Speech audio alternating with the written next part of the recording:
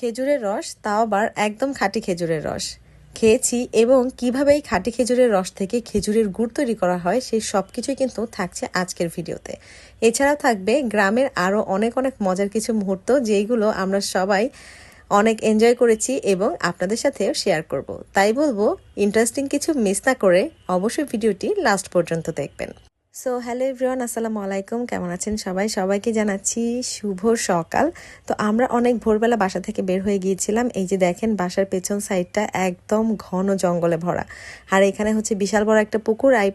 এই পুকুরের মধ্যে প্রচুর পরিমাণে মাছ চাষ করা হয়, বিশেষ করে দেশি তেলাপিয়া মাছগুলো। অনেক বেশি ভোরবেলা যেহেতু আমরা বাসা থেকে বের হয়েছি, তাই জন্য তেমন একটা বেশি লোকজন ছিল না। আর এছাড়াও আজকে সকালবেলা একটু কুয়াশাটা কমই ছিল। তো আমরা রাস্তায় যে বের হয়ে গিয়েছি, দেখেন চারিপাশে শুধু জঙ্গল আর জঙ্গল। আর এই গ্রামে প্রচুর পরিমাণে গাছপালা আছে, প্রায় প্রতিটা বাড়ির সামনে অনেক বেশি ঘন জঙ্গলে ভরা। তো আমরা হাঁটতে হাঁটতে চলে গিয়েছিলাম, এই যে পাকা রাস্তায় উঠে গিয়েছি। এরপরে আমরা এখান থেকে ছোট বড় সবাই মিলে হেঁটে হেঁটে চলে গেলাম গুড় যেখানে বানায় সেই বাসাতে। তো এই যে দেখেন, বিশাল বড় একটা হাঁড়ি বা একটা ট্রের মতো আসলে। আর এইটা কিন্তু পুরোটাই নিচে মাটির একটা চুলা। তো এই এত বড় মাটির চুলার উপরে কিন্তু এই বিশাল হাঁড়িটা বসানো হয়েছে। আর এখানে যে জাল হচ্ছে, এটা কিন্তু খেজুরের রস। ওনারা যারা হচ্ছে খেজুর বানায়, তারা হচ্ছে একদম ভোরবেলাতে ফজরের পরপরই আসলে গাছ থেকে খেজুরের রসগুলোকে নামায় এবং নামানোর পরে সেইগুলো সুন্দর করে সেঁকে নেয় এবং যে ময়লাগুলো আছে সেইগুলোকে ফেলে দিয়ে এই গুড়টাকে এইরকমভাবে অনবরত শুধু জাল করতে থাকে। একটা পর্যায়ে জাল করতে করতে গুড়টা যখন ঘন হয়ে যায়, তখনই কিন্তু আমরা সেটাকে বলি একদম পিওর বা খাঁটি খেজুরের গুড়। আর এখানে অনেক সময় ওনারা চিনিও মিশিয়ে থাকেন।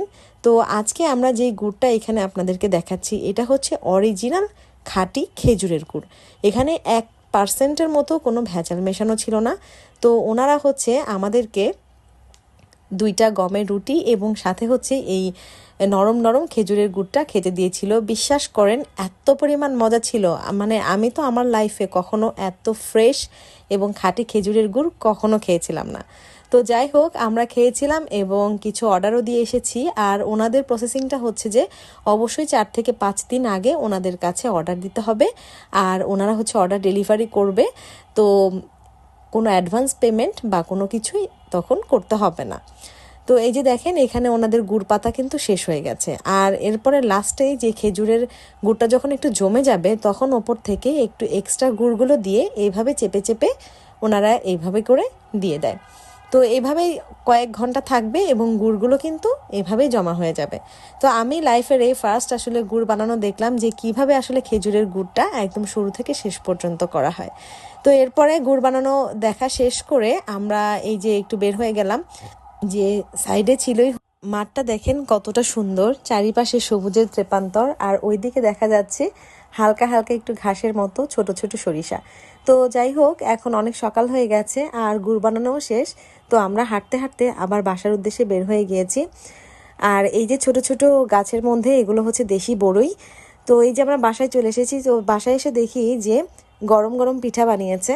তো যেহেতু জামাইকে নিয়ে গিয়েছি, তো জামাই মানুষ বলে কথা, তাকেই কিন্তু সবার আগে সার্ভ করা হয়েছে। তো গরম গরম পিঠা মুখে দেওয়ার পরে একদম মিশে যাচ্ছিল, কি বলবো, এত পরিমাণ মজা ছিল। আর তারপর আবার খাঁটি গুড় দিয়ে বানানো।